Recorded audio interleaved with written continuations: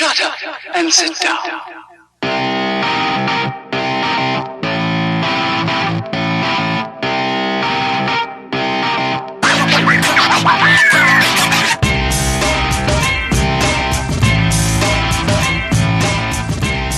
right, hello, and welcome to Unearthed.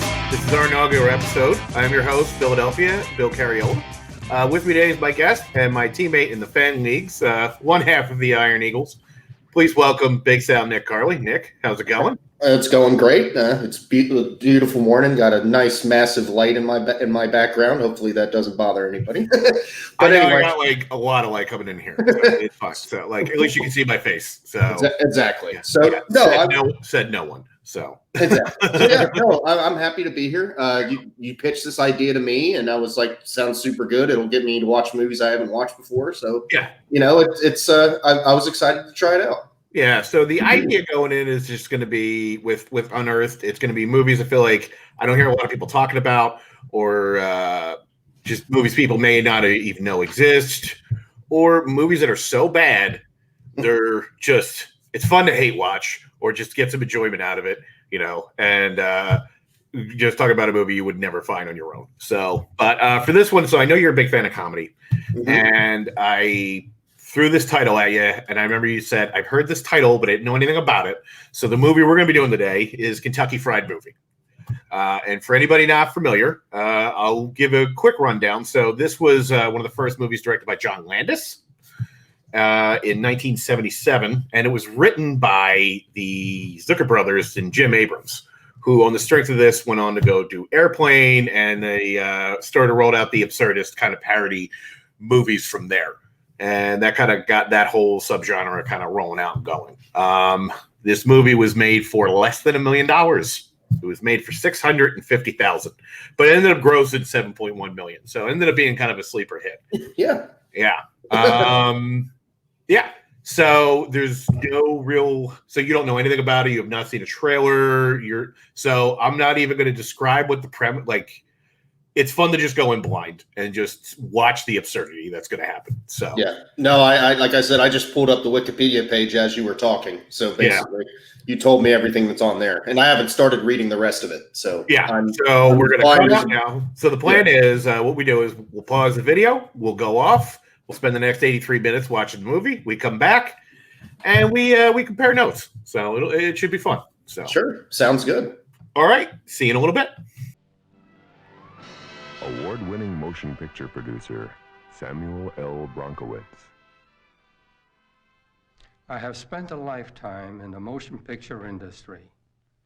Now, after 50 years in Hollywood, I have finally produced what I feel is the finest motion picture ever made. I have called it the Kentucky Fried Movie. The Kentucky Fried Movie heralds the return to traditional values. I'm not wearing any pants. Film at 11. It is a film of heartfelt passion, a great love story. Oh, take me to the drive-in, prove you love me.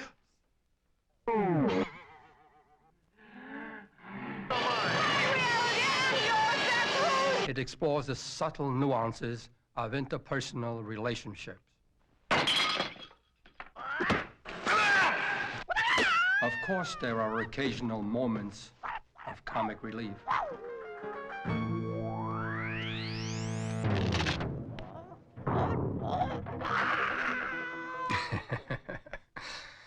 The Kentucky Fried Movie is a film that demands the greatest performances from the finest actors of the cinema. Hey, look, Wally. Wally. Will you? I tell you, this building is unsafe. City's in flames! The National Guard is powerless to deal with the situation. Governor, what are we going to do? An anticipated 10% price hike across the board on petroleum products.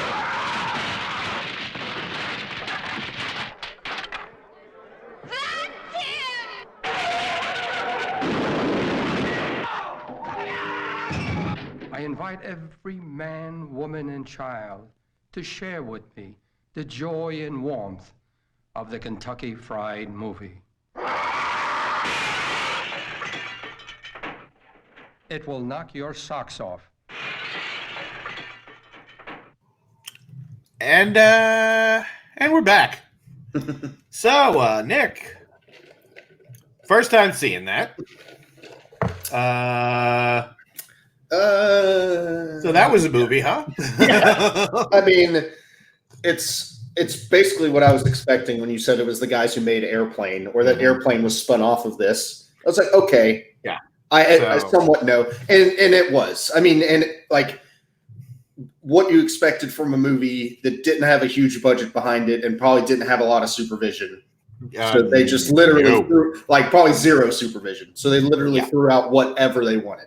Yeah, and it's, I mean, and it's just like we mentioned a little bit before we started recording. It's a product of its time, if there ever was one. Absolutely. So this is the tail end of the 70s. Yeah. So this is before the studio system kind of came back in. This is back when they were just letting anybody do anything, and this was independent. So I know with Abrams and the Zuckers, the title is a reference to the comedy troupe, which was Kentucky Fried Theater. That's why that pops up. They were kind of like the Upright Citizens Brigade, like back in the 70s. It was like them and National Lampoon, like things like that. Like so it was just like them just. So most of this movie is just old comedy skits they would do in front of an audience. Just now they could just do it on film. Yeah, and, I just thought it was a clever wordplay. I didn't realize it was an actual thing. Nope. Yeah, there was a Kentucky Fried Theater. That's where that comes from. So. All right, then. That makes a perfect amount of sense. So. And, man, they come out the gate, don't they? Yeah. The first thing is like you just your popcorn's pissed in, film it away. Yeah, that's like, okay. I'm like, okay. They immediately, so there is like no structure to this movie whatsoever. It is just random gag, and goddamn, this is a lot of fun. Yeah. Some of this is like I've kind of seen this before like a million times, but some of this I'm like, Jesus Lord, this is still funny. Like and some of it we're gonna gloss over because it's not so funny anymore. So but no, like the oil company, like getting oil from everywhere, like the combs of Italian people, where I'm like, yeah, all right. This is where we're at. We're diving. We're going right, but like the siphoning off people's farts. Exactly. It's like next to a chili dog stand. No, yeah, there we go. Like a good old fart joke. Can't go wrong with a good old fart joke. Like I don't know. Oh my good Lord. Oh. But then we so it's just like two quick ones, and then it goes right into the somewhat longer one of the AM Today, which still kind of relevant. A lot of this, like fucking point counterpoint. Oh my god. I was like, wow, we really haven't come that far when watching that whole it's segment. like that's the internet. Right there. It's right there. It's just and it still sounds exactly like this. They just put it on TV. Yeah. Oh man, I was like, holy Lord. It is on this. It is dumb, but I love the running gag of the reporter out in the street who is does not hear anything, and it's just him picking his nose or like picking a wedge. Yeah. And then the running gag for the rest of the film of randomly getting shot in the arrow. Yeah. The whole Gemini thing. Yeah. Like, just the whole introduction of the horoscope. Yeah. And then they're like, this segment, we don't take responsibility. This is for people that can't make responsible decisions. You do what you want. I was like, oh my God. Like, good God, that is amazingly on point. So. It is. Yeah, no, it's extremely clever to throw that in there. And then it was very on point, like you said. I think it's still very relative of any of the skits during this whole thing. I think that was the most like modern, like related to what we're going through now. Yeah. So, it's amazing you can still pop that in today, and a lot of that is like, okay, that still works. Yeah, exactly. God.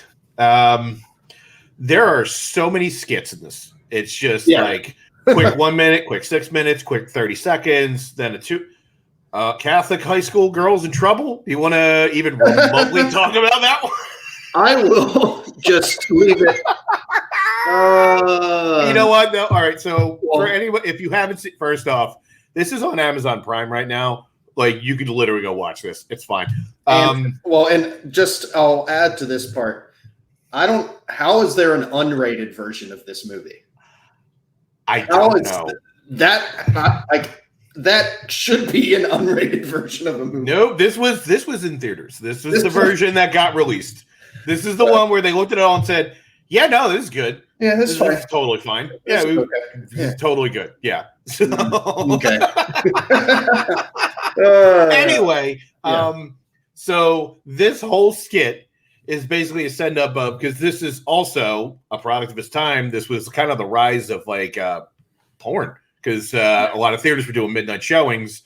So a lot of things like Behind the Green Door and Deep Throat and The Devil and Miss Jones, like that kind of stuff kind of started hitting the popular consciousness where like people would actually go and see these. And so this is kind of like a send up of that whole genre that was kind of starting to happen. Yeah. And it is an uncomfortable amount of nudity.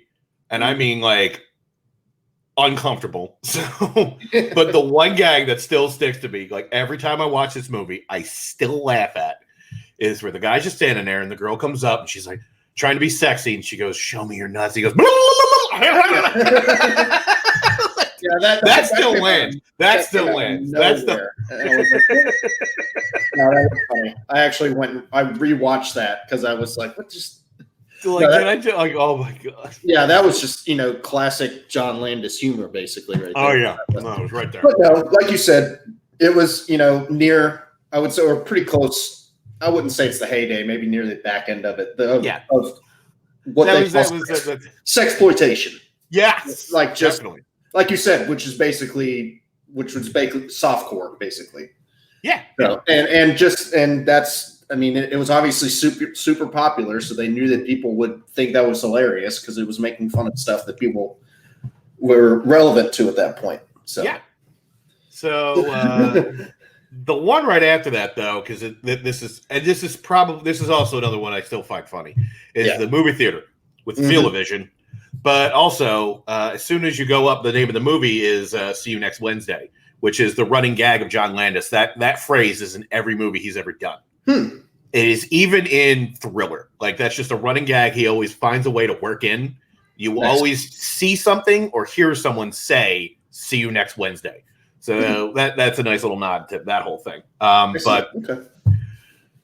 And all even the real quick. So like the guy goes into the movie theater, buys a thing of popcorn, and as he's walking to his seat for his Feel-O-Vision movie, like you see him take a bite and go, which is like a nice throwback to the popcorn's been pissed. Yeah, it's like, and it's like real subtle, and they're doing that constantly. They'll like throw back to their own jokes throughout the film. Oh yeah, and you can definitely see how these guys came up with like Airplane, which itself was just a remake. They just threw jokes on top of. Pretty much, yeah. Yeah, that's because that's how they made it. They actually bought the rights to this film called like Airport in the 50s, which was like kind of a precursor to like disaster films, and the whole gag was. They were just playing the material straight, but making fun of it. So 0 Hour. Thank you. That was somebody who popped it. It was 0 Hour. Yes. That was the name of the movie. But because there's actually the line that Leslie Nielsen pitches where he says, we got to find someone on this plane that not only can fly a plane, but didn't have fish for dinner. That's actually from the original. Like, that's just the preposterousness of this premise. And so. Nice. Yeah. This is definitely like a good, but the whole gag with this is a guy sitting there, but there's an usher behind him, and anytime something is happening, he is making it happen in front of him. So he's like blowing smoke in his face, or dumping a drink on him, and like that's it. It's just a quick few minutes, and that's the gag, and it's still funny. It is still a funny purpose. Yeah, like the guy sells it. Like he's great. Like the guy just sitting there, just reacting to all this like weird shit happening. Yeah, and then like the next movie is Deep Throat. Yeah, right there. And then I got to admit, though, man, the commercial, like the joke commercials, are really solid. Like they are still funny. Yeah, Household Urge is still my favorite. It has nothing to do with anything. They never like tell you this is a product. It is just like it's the setup, but with no punchline other than just the woman says her house smells like a cow shit in it. Exactly. Yes. Yeah, but it doesn't go, hey, try Febreze or something like that, or like whatever. So, yeah. Man. They all hit in different ways. It was really clever on their part. Yeah. So, but I want to skip ahead a little bit because we got to get to my favorite. First off, actually, before these two, there is a quick cameo by the late Bill Bixby. And I got a little misty because, goddamn, I love that guy. So yeah. I think this is probably Incredible Hulk magician era Bill Bixby. Yeah. So Certainly which is that way. So yeah, because Magician is another one. That's another great show that I feel like a lot of people don't talk about. So it was only on for like a season or two, but it was a real neat premise. So. Okay. But everybody knows what the Incredible Hulk is. So everyone's familiar with that. So you don't need me to go into that. So that's nice. And it's a quick gag of like, hey, there's a Headache Institute. We're doing some studies. And it's this guy's got his head in his vice, but we're not going to comment on it. Exactly. And this is like they really refined the joke of like having the joke happen in the background while straight talk is happening in the foreground. So there's no wasted time. So there's always a joke kind of happening. Yeah. So, but we go into one of my personal favorites, which was the Wonderful World of Sex, which was the setup of the like sex tutorials like at that time, and it's kind of dumb, but it's all worth it just for the end of the skit when this giant guy bursts through the door. Big Jim Slade, former tight end for the Kansas City Chiefs, and the capital. Yeah. Nebraska is Lincoln. Like for no good reason that gets thrown in. That gag for some reason always cracks me up. Oh my god. But it's fine, and that's a good 5 minutes. But then we get definitely to the longest skit of the whole film. We get into the Bruce Lee knockoff of A Fistful of Yen, which is oh my god, front to back. This is fantastic. This is definitely, if you've ever seen any of the kung fu movies of that era, this is a wonderful, wonderful send-up of it. Like, every joke is spot on and lands. Some of them are a little racist. Like, honestly, this shit is hilarious. Like, I love it. Like, I love this whole scene. Like, yeah, it's great. I mean, like I said, it's super entertaining the whole time. Like I said, it's 30 minutes of the. However, yeah, it's a third of this film is dedicated to just this knockoff film.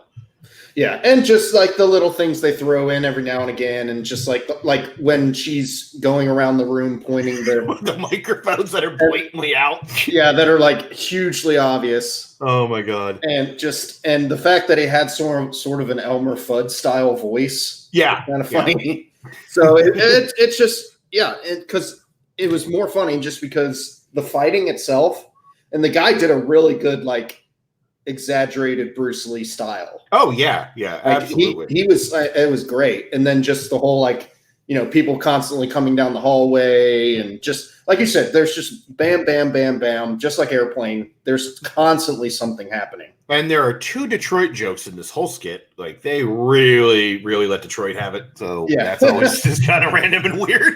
Yeah, but I love when we're introduced to the bad guy. First off, we get the running gag of he always says, "We are building an army of extraordinary magnitude, and you have our gratitude." And "you have our gratitude" keeps popping up all throughout this, like in the weirdest times.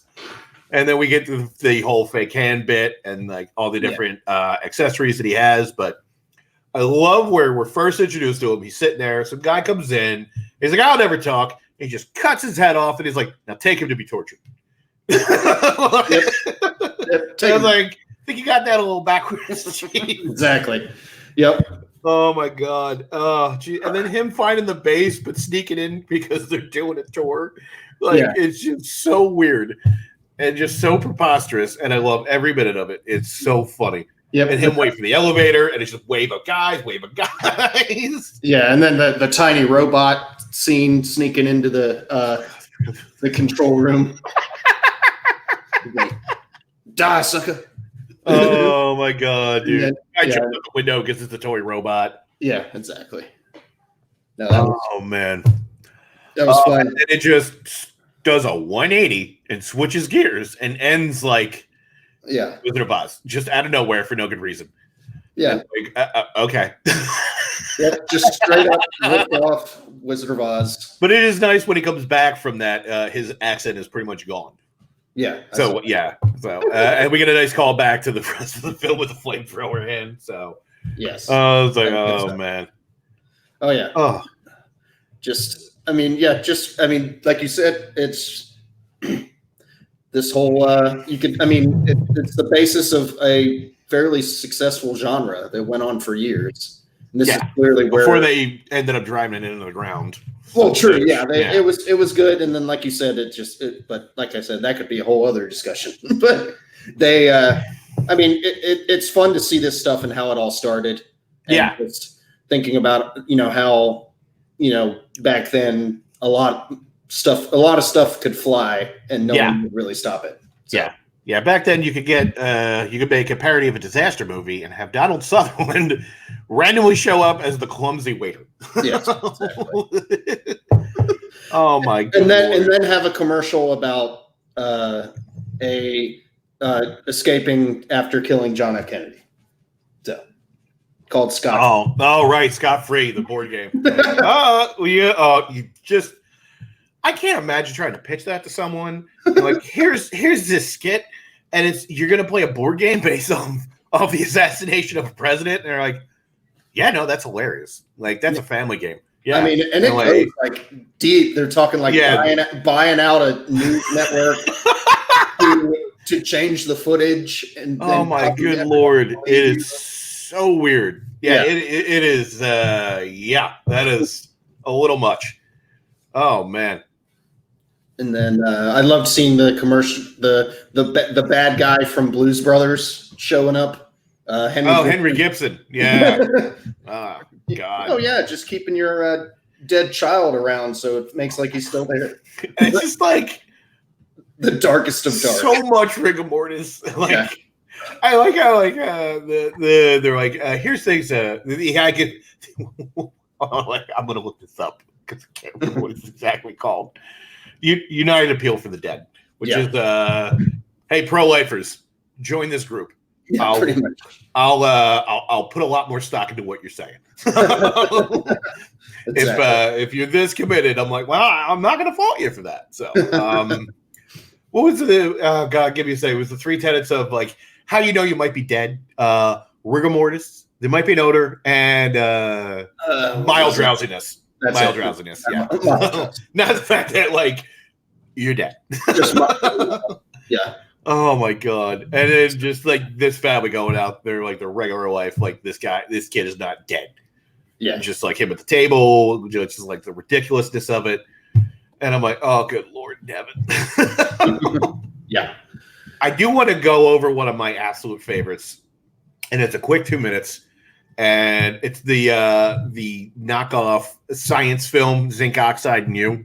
Oh yes, and that is just because that is every one of those ones where when as a kid they were like, we'll watch this educational film, and they were just really badly structured, and it's just like, but the running gag of like more and more stuff gets taken away, and just the house is on fire by the end of it because you didn't have zinc oxide, and lost her fake leg, and that was very funny, and like you said, it was just making fun of those really early science programs that people would watch for all sorts of things. So one of my favorite things that were in Mystery Science Theater is they would used to do like shorts, and a lot of them ended up being like this kind of stuff. So just seeing somebody make a parody of it, it always makes me kind of laugh a little. Nice. Oh yeah. I mean, they are just so ridiculous. Like there's a famous one that MSD did. It was all on springs, and it's just ridiculous. And that it follows this exact thing where this like magical spring thing shows up. It's like, here's your life without springs, and it's just like insane. Like, oh, you don't have a clock, no springs.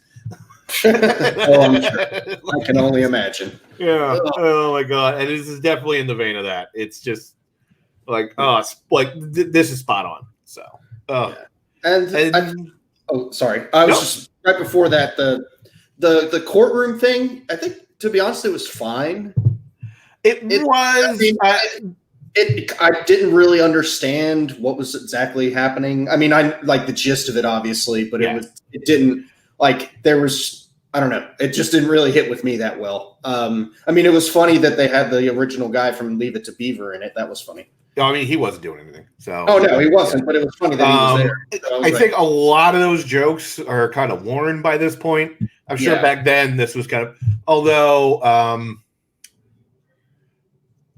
the one gag I forgot about, and it's just so ridiculous, is where he's like, I'd like to enter and exhibit a tape, and he starts unrolling like duct tape.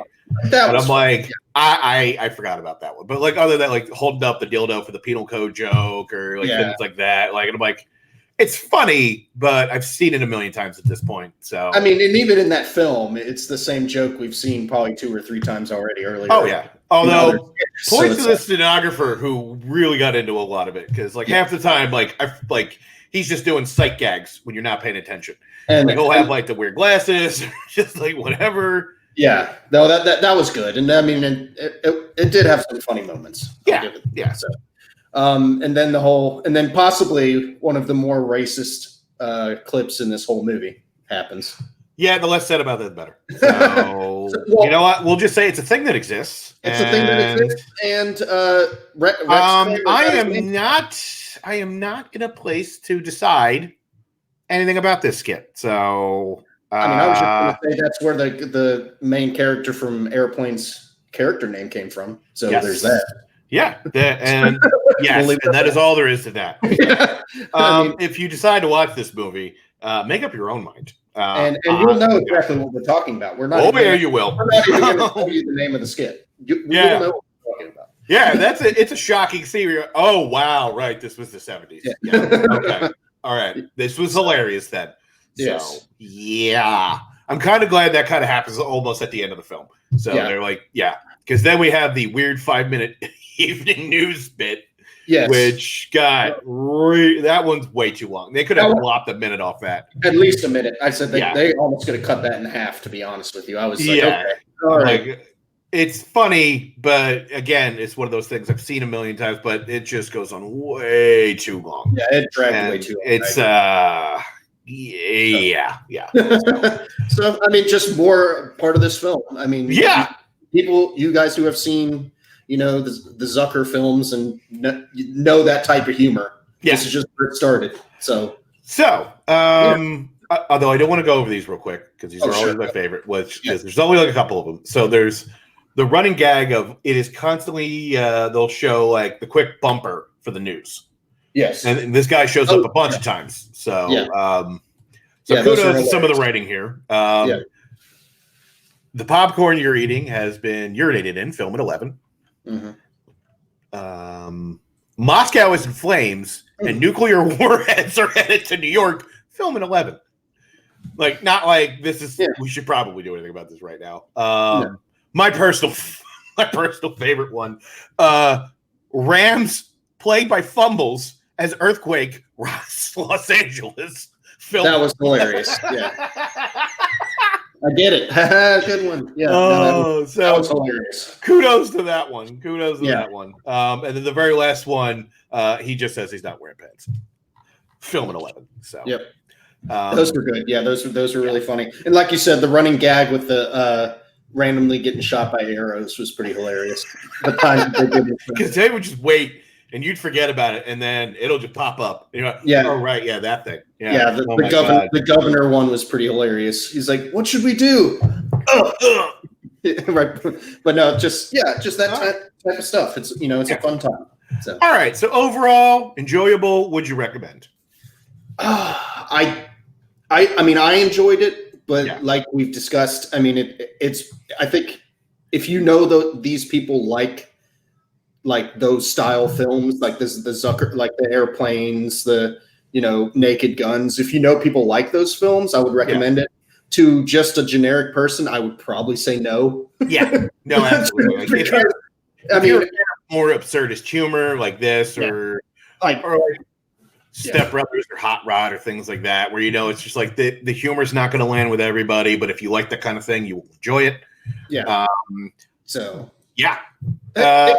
It was fun to kind of see this again because it's been a long time. I haven't watched this one in forever. So no, it was good. It had, like I said, a lot of funny one-liners. The writing was very well done and insert in most places, in the right spot. So and it was just, and it's fun to see this is where all of that originated. So that's pretty cool. So but like I said, if you're not into that kind of humor, I would not watch this film. No. Because she'll just be like, I was going to show my girlfriend some of it. I'm like, she'll just get pissed. Yeah, it's She's like this isn't funny. Why are we watching this? This is not funny at all. I think the average movie goer would get pissed off and not finish the movie. Absolutely. So yeah. No, I enjoyed it. It was a good recommendation. All right, cool. So I guess we should probably about wrap it up. So do you got anything you want to plug while we're here? No, I mean, I just of course we're the channel that we're on, and thanking them for having us on here. I do a lot of stuff involved in that league, I try my best to help. So, we've got, all the different matches and all sorts of different programming that we put on, fantasy film fights. Then we've started doing some big, rotating games, like we did release dates and we did quotes the other day. So, and we plan on doing more of those. So I don't know. Just stick around here. I think if you click that subscribe button, there's a lot of stuff that we post out there. So it's a fun time, and it's very laid back, but not very. I'll make sure Tony Venmos you your oh yeah, don't worry. Payment for the commercial we just dropped. I just learned my username for Venmo. Yeah. Anyway, So, but no, I mean, there's a lot of stuff going on. I think especially when we have a lot of time to sit and watch YouTube. I think there's plenty of good content to sit around and watch here. So yep. Well, thanks again for coming in. This has been a blast. So anyway, for Nick, for everybody at Feature Presentation, I am Bill Philadelphia Cariola, reminding you that in life there are no right answers, but there are wrong ones. So take care.